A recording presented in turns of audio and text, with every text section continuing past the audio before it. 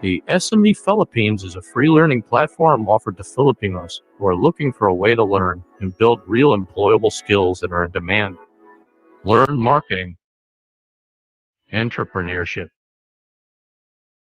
photography, culinary, advertising, videography, business operations, gardening, personal development, health and fitness, finance and accounting, music, and academics. Learn and share your skills today. Sign up now at sme.ph.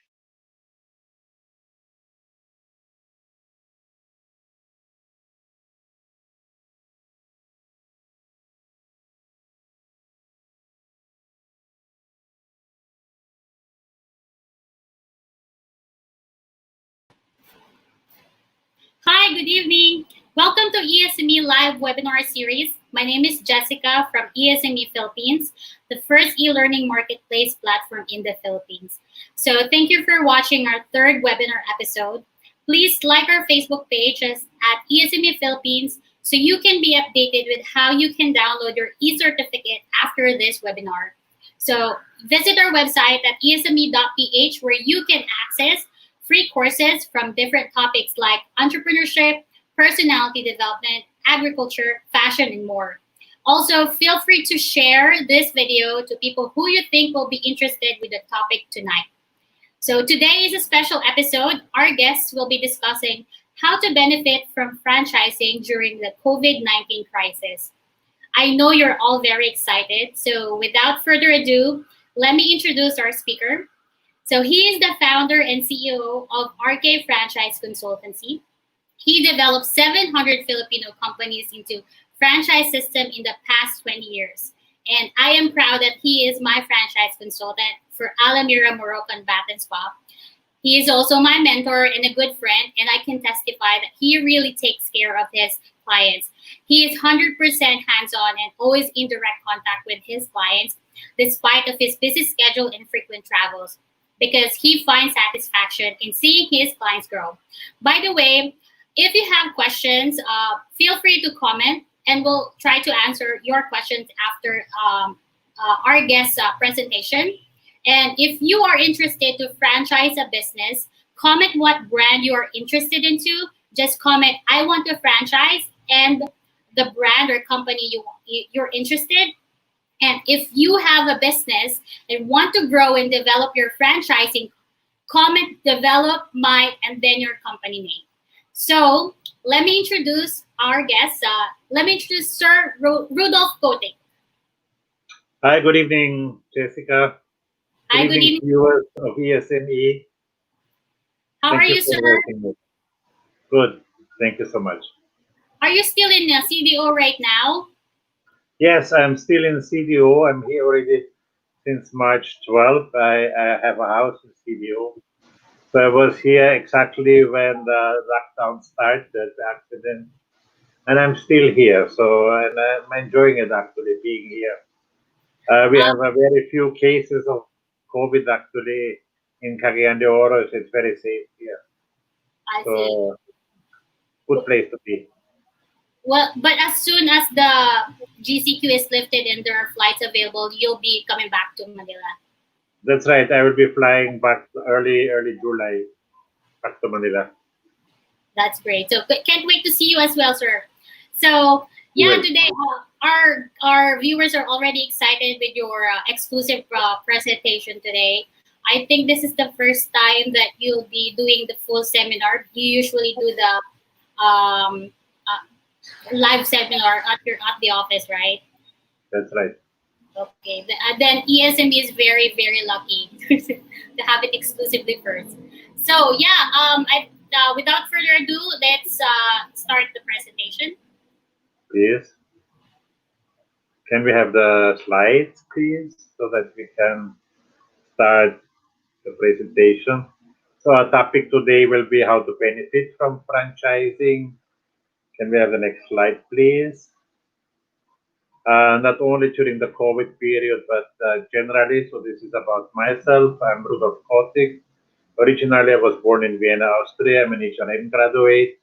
In franchising for more than 40 years, and in the Philippines for more than 25 years.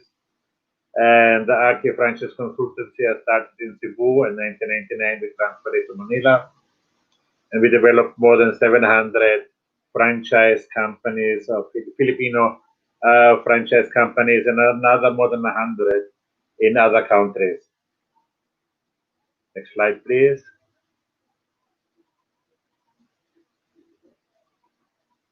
Let me talk generally about franchising in the Philippines. A lot of people think it's just newly created or was just founded recently. Generally, the franchising is since 1860 internationally already being used. It was started all by the Singer Company. So also in the Philippines, it was started by the Singer Company way back 1910. Then after World War II, the foreign brands came to the Philippines. Up to 1997, the entire franchise industry in the Philippines was actually dominated by foreign brands. Then we were hit by a crisis. That's the unique thing about franchising, that franchising is doing always very well in crisis. So, 1997, we were hit by the Asian crisis. Among our listeners who are old enough to remember that, when the dollar went from 20 pesos to 40 pesos, and that actually started the domestic franchise industry. From that time on, the local brands were in demand. So, in other words, a crisis was actually something very good because the crisis affected that the domestic franchise industry started. Today, we have more than 1,500 franchise companies in the Philippines, around 250 foreign brands, around 1,250 are local brands, and 700 of them are clients of Archie Franchise Consultancy. Next, please.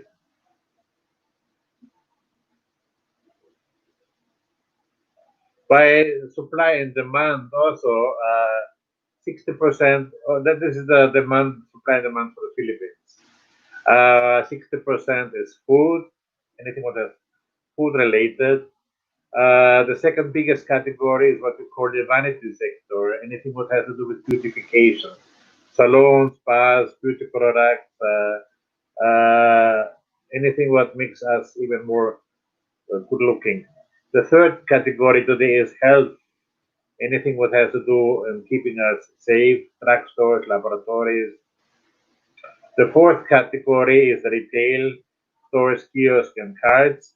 Way back 20 plus years ago when we started, that was actually the number one.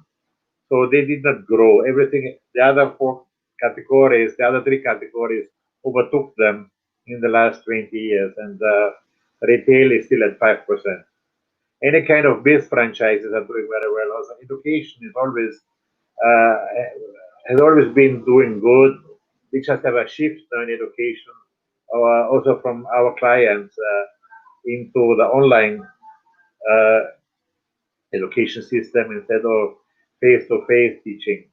And today, practically almost anything under the sun is franchisable.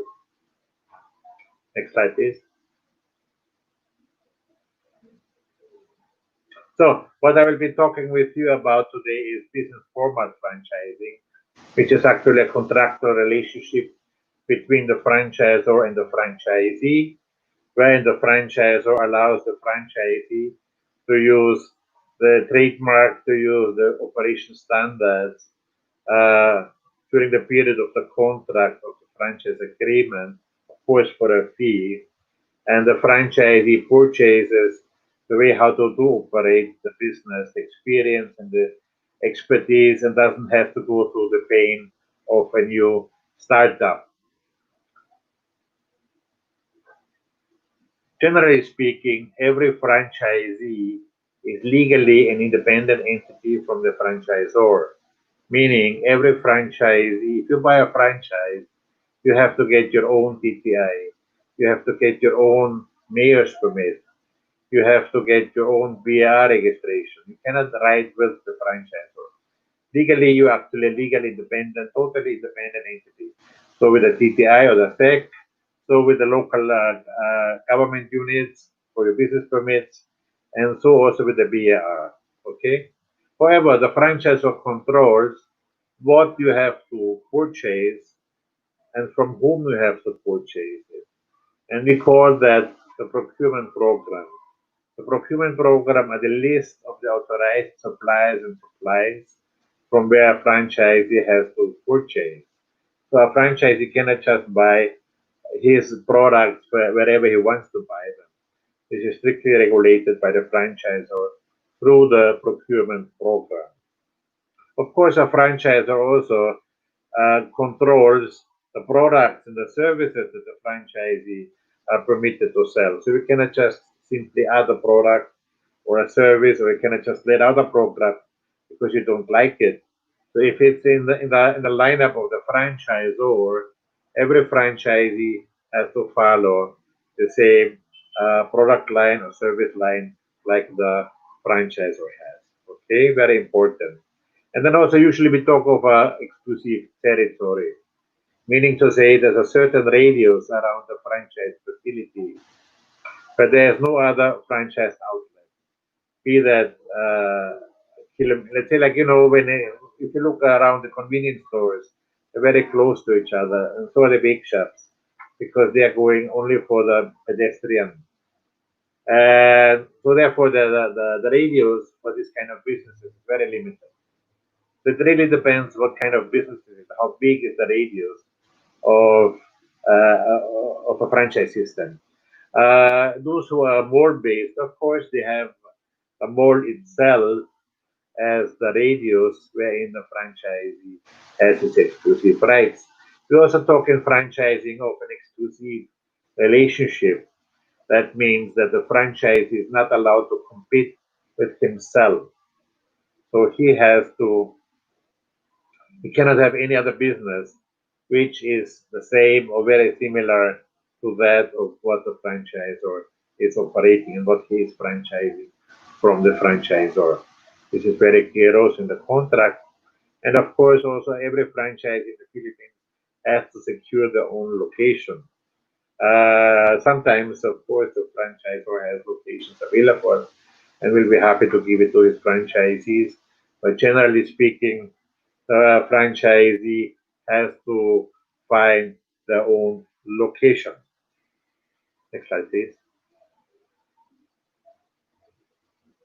So, what does a franchise provide? What do you get when you buy a franchise? So, what if you're a franchisor and you sell a franchise? What is included in the franchise fee? First of all, the system standards, the way how the company is operating. So there's no difference between a franchise outlet and a company outlet. All of them are operating the same way. Second is the use of the trademark. What is a trademark actually? A trademark is the registration of your logo, of your name, with the intellectual property office if you're a franchisor. Every franchisor has to have a franchisor cannot sell a franchise without having applied for a trademark. This is one of the most important factors that the franchisor owns the trademark or has at least applied for it before he starts selling a franchise. And to specify that also a trademark is awarded by the intellectual property office. So that is theoretically separate. You might have a TTI registration or you might have a SEC registration if you're a franchisor. But as a franchisor, this is not enough to award a franchise. You need a trademark for that. So if you buy a franchise, make sure that the person who sells you the franchise, the franchisor, also owns the trademark for that kind of business. Okay. And of course, also you get the experience and the wisdom of the franchisor. Since the franchisor is in the business for the longest time, every franchisor is providing to the franchisees an operations manual. A good operations manual is anything from 400 to 1200 pages. Depends on how complex the business is. And of course, every franchisor provides training. Training per se is part of the franchise fee. So once you sign the contract, you pay the franchise fee. Franchisee and the employees of the franchisees have the right to the training. If you get a franchise in another location, then of course transportation, lodging, or allowances for the trainees is not part of the franchise fee and has to be paid separately from by the franchisee. How long the training takes depends also how complex the business is. So if it's a cart or a kiosk, it might be only 5 days probably. If it's a salon or a restaurant, it can easily last 1 month to make sure that the franchisee and the employees of franchisee know how to operate the business properly. Next slide, please.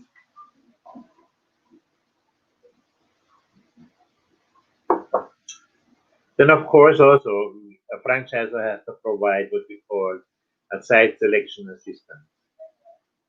We understand that the franchisor will tell his applicants what kind of locations they should be looking for, how big of size requirements, what should be the frontage, what should be the particulars about the location. Let's say what should be the pedestrian traffic in front, or what should be the neighborhood, or what about where the competitors are located, etc., etc.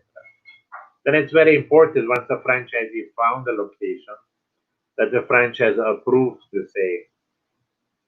It's very important that the franchisor also only approves locations which are really good, which are really appropriate for that kind of business. Because there are also some franchisors who have the arrogance to say our brand is so big that you can be anywhere in the world. I disagree with that one. If you're in a dead end street, you're in a dead end street, no matter what brand you have. So important, location, location, location. I feel is very important. Therefore, a franchisor should only approve location which really fits. Some companies also provide construction supervision, like among my clients, like Phoenix Petroleum or National Bookstore or Jerry's Grill. They have all in-house architects for that purpose. And of course, the exclusive territory, the the radius around the franchise facility, which can be a very small radius, but which can be also an area franchise or a master franchise, which I will be talking about later on. Next slide, please. So, of course, also you get the procurement program, the list of the authorized suppliers and supplies, the opening assistance. Very important also that the franchisor provides the opening assistance, meaning to say, a franchisor will come to the franchise outlet when the franchise is opening it. And how long that opening assistance takes is usually the same length as the training that took originally. So if it's a cart to kiosk, it might be only 3 or 5 days. If it's a restaurant or a salon, it easily can be a month. Okay. Again, if the franchisor is from a different location, then the franchisee might have to pay the transportation and the lodging of the person who provides the opening assistance by the franchisor. Any kind of marketing strategies the franchisor is doing, the franchisees are allowed to do as well. By effective field service, we understand two things. First of all, the franchisor has to visit his franchise outlets regularly. Second, the franchisor has to be available also for his franchises anytime they have a problem, which today, of course, is no problem with all the apps what we have. Communication is not anymore really a problem. And of course, research and development is also the duty of the franchisor to find new products, new equipment, or new way on how to do the business. Next. So what are the benefits if you buy a franchise? First of all, you receive a proven profitable system for doing the business. The franchise already proved it. Second is the branding. It depends on what level you come into it. If the franchise is still on the local level, it might not be yet that well known, but the franchise fee is much lower than if he's already regionally or national or even internationally known. Okay, can also get an international brand and bring it to the Philippines, and then turn it into a national brand and then sub-franchise it if it's allowed. Definitely, to get a franchise is less a risk than if you start the whole business all by yourself. You gain advice. In a franchise system, you're never alone, and you can start it up much faster as a franchise than if you would do everything independently by yourself. Next, please. The pitfalls of franchising. Of course, if you get a franchise which is not professionally developed, there are some franchisors who want to save money on the franchise development and they do hire consultants. And then these are the horror stories what you hear about franchising. Also, if you have a franchise, okay, similar to that, who doesn't offer training or has no operations manual, because then it's like a free for all. And worst is actually if you have a franchisor who does not have a trademark for his business. Because if anybody else owns the trademark, he can harass you for trademark infringement. Okay, and then there was some scammers in franchising. So please be careful, particularly in the card and kiosk segment. How to detect a scammer is relatively simple. Common sense, I would say, helps you. Most of them want the money upfront, relatively cheap. Franchise agreement usually 1 or 2 years. Not a member of any of the three franchise associations. We have three franchise associations in the Philippines in alphabetical order: AFI, FIFA, and PFA. And usually they're not a member of any of the three because nobody wants them as a member. Next, please.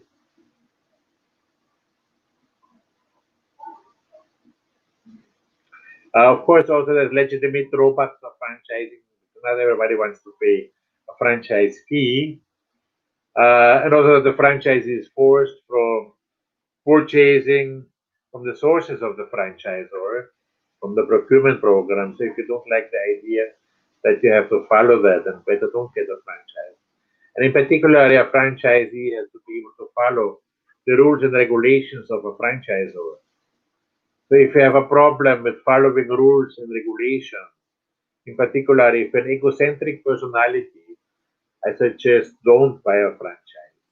Because if an egocentric personality, you won't be able to follow the rules and regulations since you want everything the way you are, want to go it your way.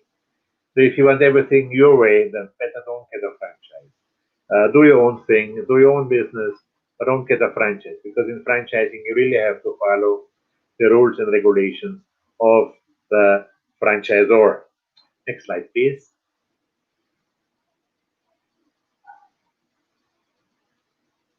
Next slide, please.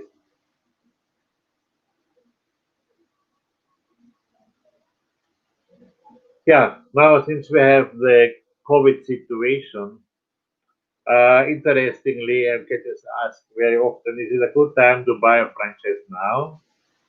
And my answer to that, actually, it's the best time to buy a franchise now, or to go into franchising generally, because most franchisors are discounting right now their franchise program. So franchise fees are easier to obtain, are lower right now.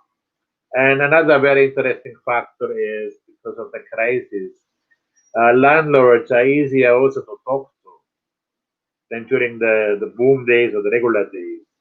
So it's also easier to get a good deal with landlords. So right now it's relatively easy to get a good deal with a franchisor. At the same time, it's easier also to get a good deal with a landlord.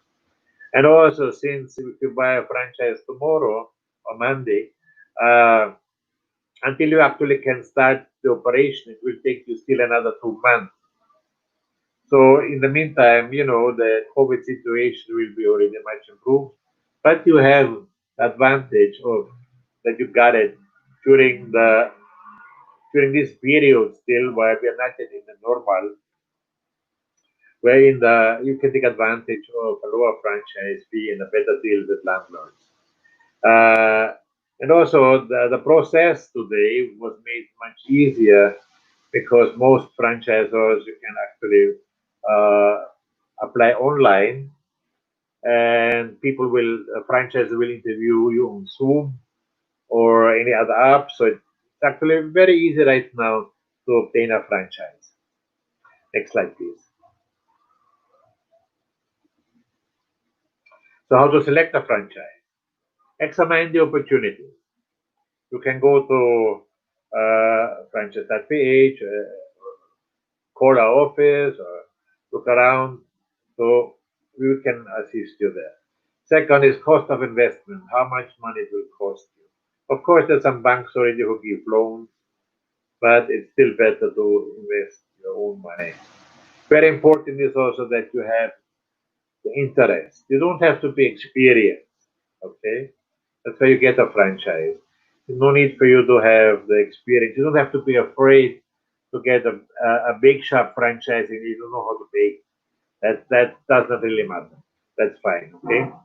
So that's not so much important. More important is that that you want to do it. That's the important thing. More important is that you have the right location. Location is in most franchise systems as well. And then when you found a franchise company whom you're interested in, you can also check them out. You can check them out how they operate. You can ask the franchisee of the company how they feel about the franchisor. At the end of the day, analyze and evaluate it before you decide what franchise you want to purchase. Next, please. Of course, most companies ask for royalty payment for the continuation use of the trademark, for the continuation of the system. The franchisor is giving availability of franchise or in case the franchisee needs assistance. Normally, franchise royalties are paid monthly and based on gross sales. How much has to be paid? Usually for retail franchises, there is no royalty if 100% of the merchandise comes from the franchisor. Bake shops and drugstores have traditionally the lowest royalties. Food franchises usually 3 to 5%. The highest royalties have usually education franchises. And the service franchises like the salon, we make it usually a continuation fee, which means a fixed amount regardless of sales. Okay, so that's easy because then the franchisor does not have to audit the franchises and it's easier for all parties involved. Okay, next slide, please. Advertisement wise, there are four schemes where a franchisee might be forced to participate. First of all, is what we call the grand opening marketing. This is when the franchisee starts his business, he has to invest some money directly to make it aware in his barangay or in the mall that the franchise is available, that the outlet is available. Also, local store marketing, that's the continuation of the promotion of the franchisee of his business within the territory. And then the next, the co-op advertisement. That, as the name says, cooperative. This means if there are several franchisees who have a billboard, for example, who join them, and the National Advertisement Fund, which is actually only used by companies who are already on a national level, so that they need advertisement to promote the business on a national scale. So through radio, TV, broadsheets, this is really administered by the franchisor, and all franchise outlets and all franchisor company outlets will pay into the pool from which the National Advertisement Fund is financed.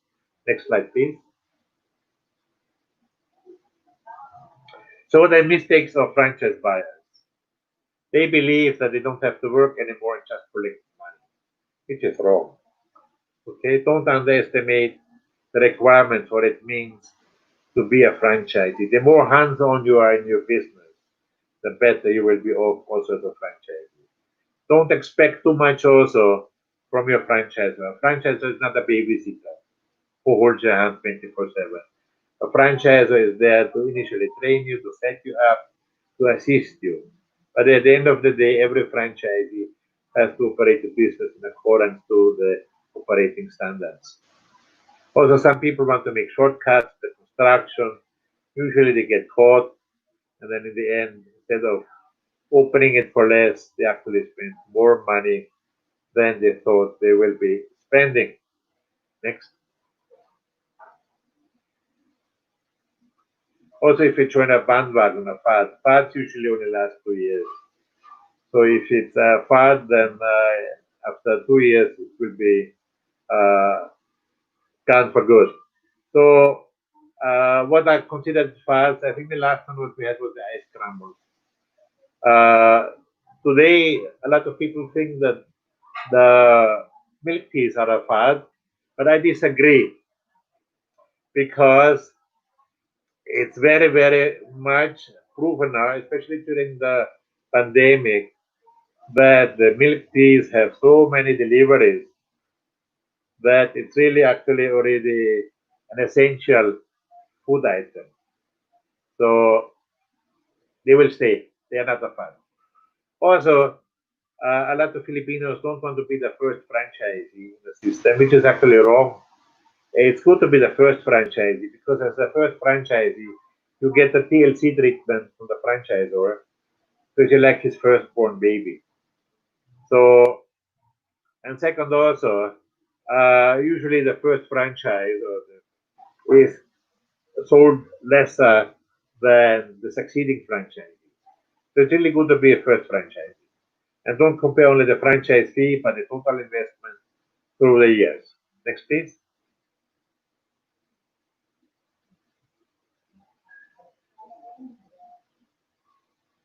Geographically, we have three types of franchises. First of all, the unit franchise. The unit franchise, this is the typical standard franchise agreement. Uh, One contract, one outlet. So normally 5 to 15 years. Some card franchises start at 3. There is no franchise agreement which is only 1 or 2 years. The scammers are using 1 or 2 years. But 3 years is the minimum. We usually start at 5 years with regular franchises up to 10 years. This is practically the standard. So one contract, one outlet. Next slide, please. The next one is the area franchise. As the name says, you get a territory, uh, let's say a whole city or a whole province or a region with that area franchise. In exchange for the exclusivity, you get also a development program, meaning to say you have to open a certain number of outlets for a certain in a certain period of time. Let's say like 5 outlets in 3 years or 3 outlets in 2 years, whatever you agree with between franchise and franchisees for a particular outlet. Now the area franchise agreements are a little bit longer because of the development program. And then the next slide, please. The master franchises. Here we talk to the rights to a whole country. The all foreign brands which are operating in the Philippines are master franchises. And also 38 of my clients have already master franchises outside the Philippines. So this is very attractive also for Filipino franchisors to think going international. So we can help them there also. Normally, franchise agreement is the minimum is 10 years. There's nothing below 10 years to a maximum of 99 years. I mean, hotel franchises. But the standard is really 20 to 25 years. That's the most common period of time for a master franchise for the rights to the whole country. And again, a franchisor will get a development program, which depends on how big is his territory. So if you get a master franchise for a big country, you might have a bigger development program than if you get a small country, let's say like Singapore or Oman or Bahrain. So it really depends on the size of the country. It depends also on other factors. What we do is if we allow the master franchisee to sub-franchise, meaning to say the master franchisee becomes a franchisor in this country, then is allowed to sell franchises to third parties. Then we have also factors also about the trademark.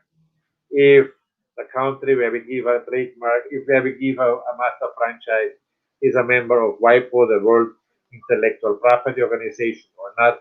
So we have there a lot of variables what we have to consider and take care of, which is actually for us no problem since we're doing that for the longest time already, helping our clients with master franchises. Next slide, please.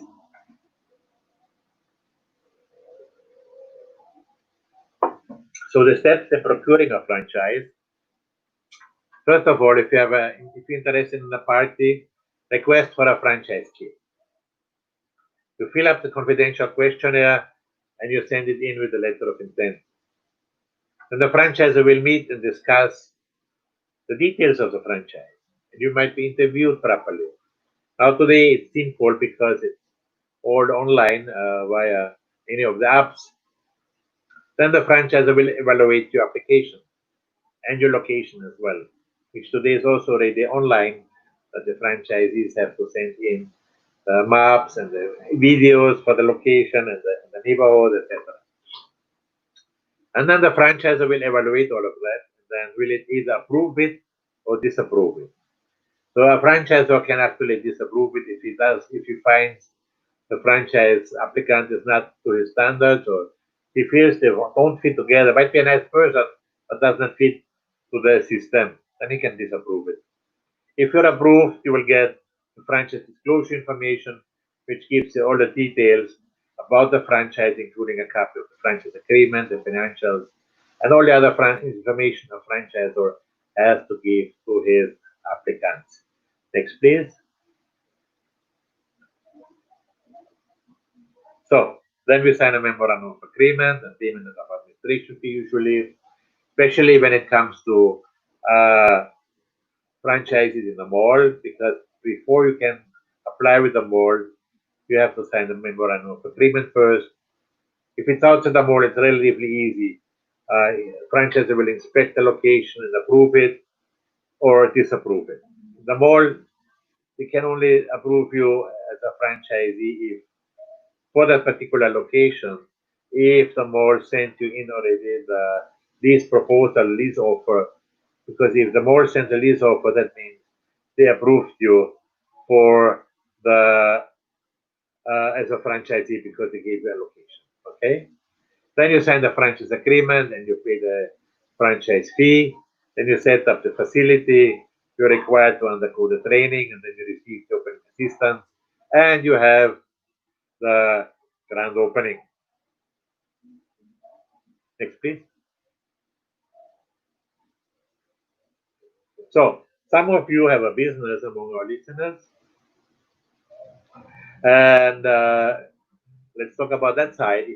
Is your business franchisable? Our old saying goes, if your business is in operation for at least 1 year or beyond the triennial stage, and has achieved its payback period. Today, we're also doing already what we call ground zero development, like Phoenix Petroleum was a ground zero development. We worked already with the owner when there was no station here. Okay, then of course we also have to be able to copy the business according to the system so the franchisee can operate in the same way. And then in the end, the enterprise has to be profitable. Otherwise, if you don't know how to make money, how could your franchisees make money? And also, it has to be credibility to the franchisee, and to the public, and to the market. And of course, there has to be a need for that kind of business you're operating in other type of the country or the world. Next, please. Next, please. Therefore, don't franchise your business if you don't have a prototype. You need at least 3 outlets. One outlet for 3 reasons. First of all, to show it off to your prospective franchisees. You need it for training, and you need for R&D, research and development. The more outlets you have, the more secure you will be feeling to applicants. But generally, one outlet will do. So don't franchise your business if your business is failing. If you think your franchises might be thinking along with you. Franchising will not save you from a failure. If the franchise depends too much on yourself, you cannot Xerox brains. If the products are a fad or the gross margins are very small, not compensated by high volume, it might be a problem. If skills levels are too high, if you cannot uh, teach a franchisee in a maximum of 3 months, and also if you do the franchise development by yourself, then you should not do it. Get professional help, preferably RK, to help you through the development. So the advantages of being a franchise, of course, you receive a franchise fee every time you sell a franchise. You collect royalties, the continuation fees. You can gain from selling to franchisees. You expand the brand at the speed you want to grow. You use OPM, other people's money. And of course, you're also less direct involved in the day-to-day operation since the franchisee is taking care of that. Next slide, please. So, what is actually required to make a company to a franchisor? And this is what we actually all provide to our clients. First of all, a franchise structure. I take care of that personally because that's where my 40 years in franchising comes in.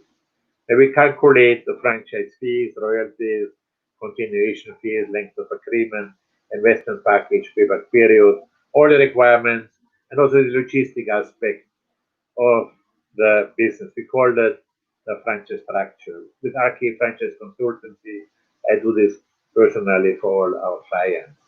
Next, please.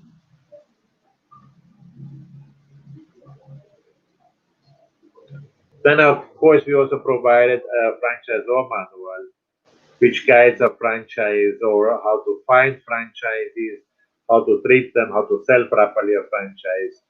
We update this every year. Every franchisor gets every year a new manual. And this is the best guide actually for them on how to be a franchisor. Then we prepare the operations manual. For that purpose, I have a dozen of 12 developers who do nothing else in my company but to do operations manual. So they fly around the world and do all the manuals which are a franchisor needs. An operations manual is something between 400 to 1200 pages. Is tailored to the franchisor every time and actually has several sub-manuals. So the first sub-manual is the pre-opening manual, all what a franchisee has to do before they open the business. The second is the administrative manual, which is all about employees from hiring to firing and all about the money. Then specialty manuals, the knowledge manual, how to do things. You know, if it's a coffee shop, the barista manual, or the baking manual, or kitchen manual, or technical instruction manual, whatever it is. Then the operating standard manual from opening to closing. Then the training manual, and then also forms and reports. We do a lot of forms and reports also for our clients so that franchisee has a lot of tools to use, and also franchisee can properly report to the franchisor. Next slide, please.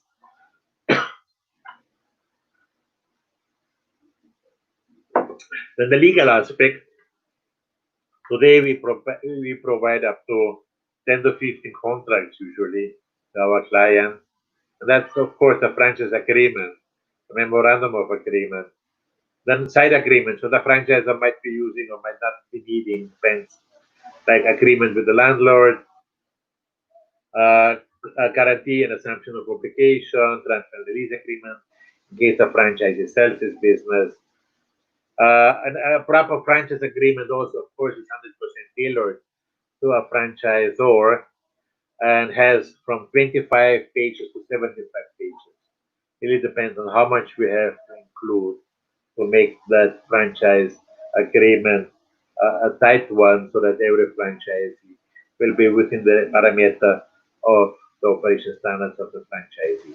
And of course, we also prepare the area franchising for our clients who are going into area franchising and for our clients who go international.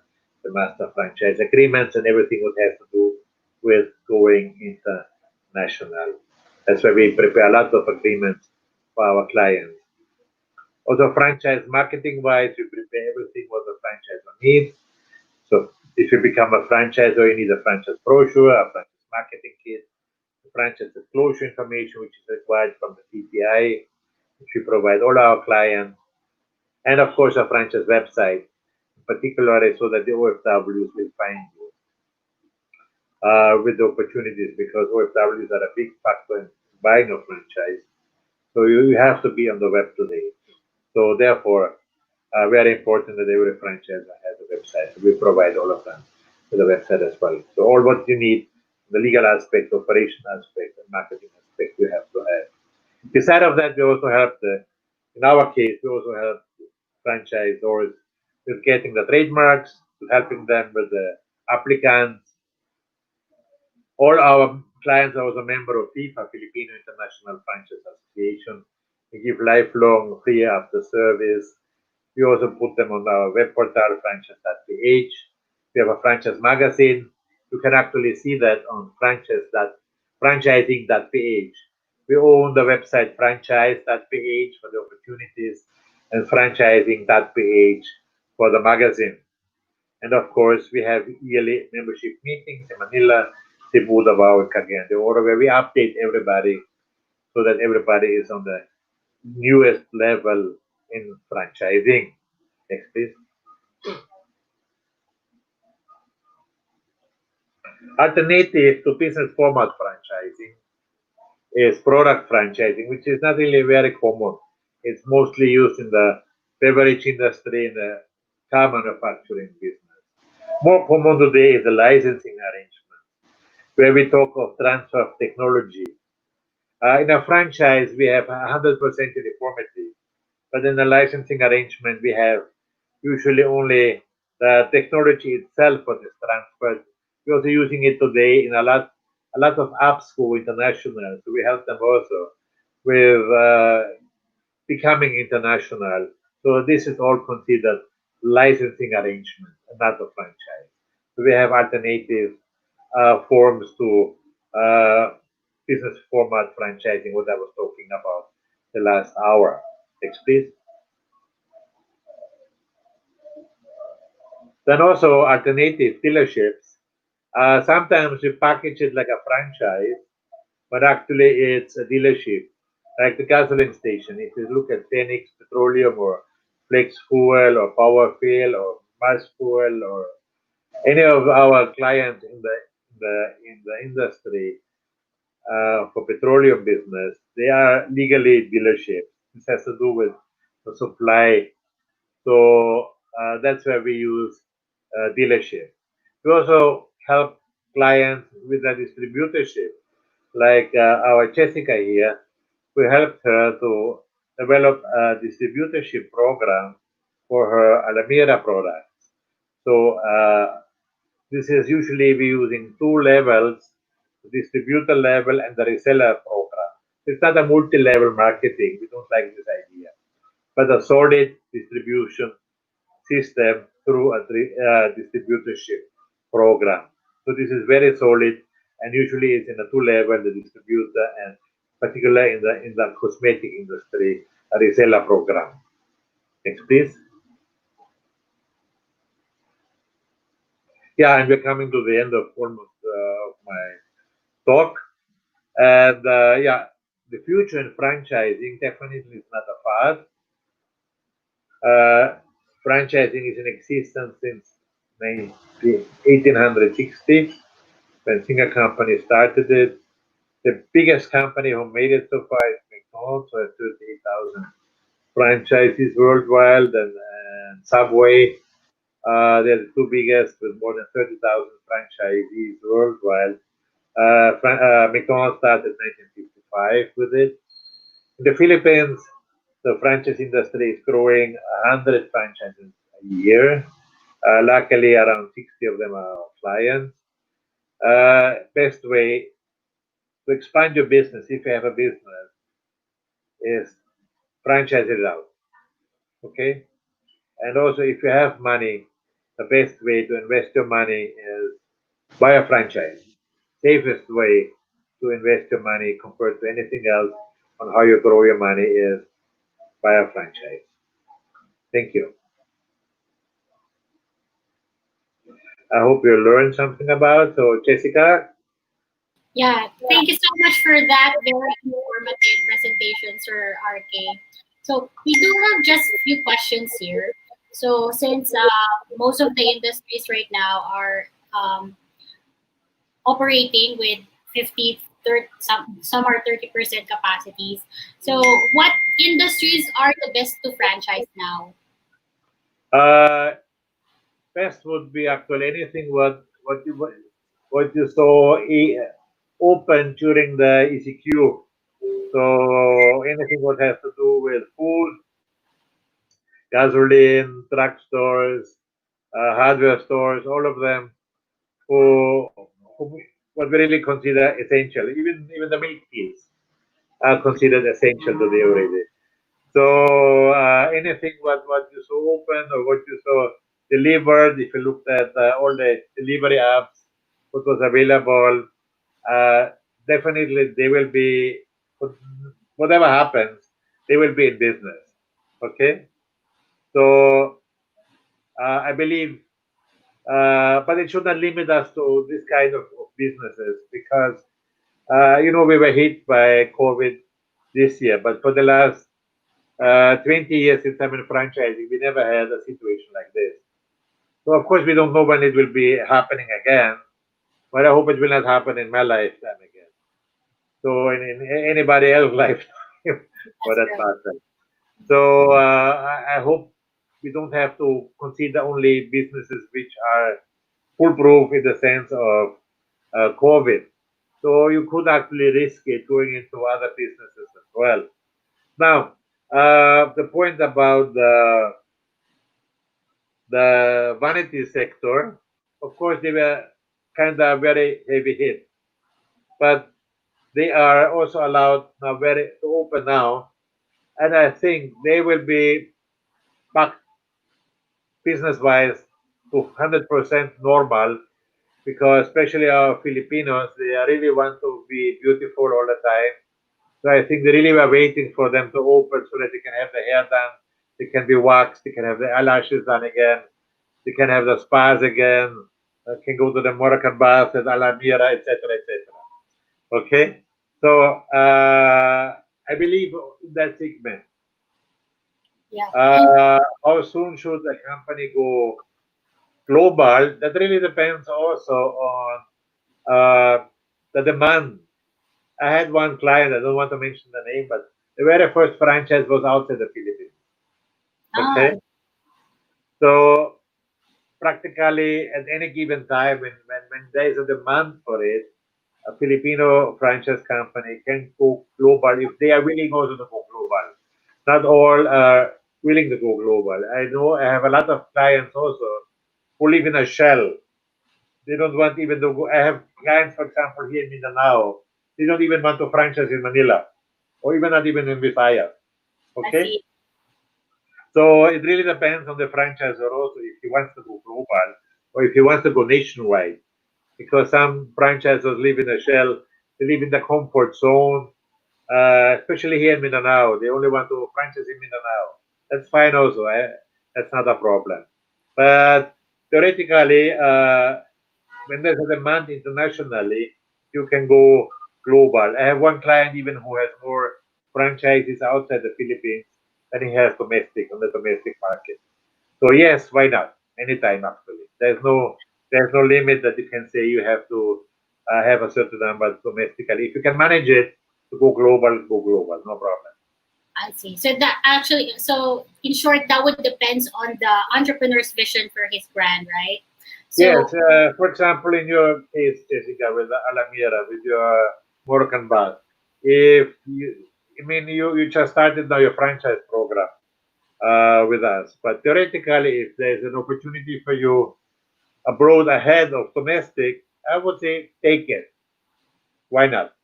yes, Okay, the world today is already so small that I mean, especially now with all the the apps and all the communication channels that you can talk to anybody anywhere in the world. So I don't see this a problem. I see, that's right. And one more question, sir. So we have a question like if I register my trademark in IPO Philippines, would that Yes. cover international trademark? No. The trademark, you cannot, okay. First of all, if you apply for a trademark in the Philippines, it's really only for the Philippines. Okay? But you can apply once you are certified, meaning to say you have already your certification, you can apply for other countries through the WIPO system. The WIPO system has now 120 countries as a member. The Philippines is a member. So you can actually apply in Taguig, where the IPO is, you can apply there for a total of 120 countries. But you have to apply country by country. Okay? Oh, All right? And it's kind of expensive because the amount is in Swiss francs because it goes, there's like a central bank clearing, which is in Geneva. That's where the WIPO is located. So everything, let's say, like you want a franchise in Bahrain, so you can actually get Oman, you can get a trademark here for these countries. Okay, but you have to, first of all, you have to have the trademark, the domestic trademark, then you can apply for the international one. And it's kind of expensive compared to the local trademark fee. so in short, you have to first, if you're gonna go global before you apply for a trademark, make sure you have a client first. Yes, you have to have the domestic, the Philippine trademark first before you can apply for an international trademark here. And country by country. So you cannot get the whole country, you cannot get the whole world with one application. If you want to have all 120 countries, you have to pay for 120 countries. That costs you a hell of a money. Let's invite our viewers as well for our July 4th webinar to further discuss details about trademark, right? So RK franchise will also conduct a seminar, webinar series for talking about everything about trademark. Yes, we will do one trademark seminar with the ESME sometime in July, I think. My trademark specialist is still on maternity leave, and the moment she comes back, she will do a seminar with the ESME about trademarks, how to get it, where to get it, and how to handle all of that. Yes, she will do that definitely. Okay, great. Thank you so much, sir, for accepting our invitation to do our webinar. And My do pleasure. you have any last message or final message to our viewers? Yeah, definitely. I mean, it's the best way to expand your business, franchise it out. And if I said earlier, if you have money, buy a franchise, see if it's free, invest your money, and don't be scared about the COVID situation in investing your money because it will, first of all, it's going to take forever. You can actually take advantage of it. And franchising did always well in during a crisis. And if what I said earlier, franchising in the Philippines actually started during a crisis, which was the Asian crisis, and it flourished because of a crisis. So don't be scared, don't be shy to start a franchise business now, or consider it getting it now and start it in a few months from now. Or if you have a business, to think now, because the development time to develop a company into a franchise system takes also up to 6 months. So, if you want to franchise out your business, you can consider it that you can franchise it out in the second half of the year if we start the development process now. Well, we actually try to be as fast as possible, particularly in the legal aspect, so that you can sell franchises ASAP. Thank you so Yes. much for listening. Thank you so much. Jessica and Jaya, thank you so much for inviting me to Yeah. be your guest speaker today. Thank you all for joining us today, and we hope that we were able to impart some knowledge and encourage you to keep moving forward with your business growth. So this is uncharted territory, and we must remain calm, show solidarity, and stand by each other in this difficult time. So again, please like our Facebook page at ESME Philippines and check our website at esme.ph. So we will keep you updated how to get the digital certificates for this webinar on our Facebook page. Thank you. Good evening and goodbye. Bye-bye. Thank you. Good Bye, night. sir.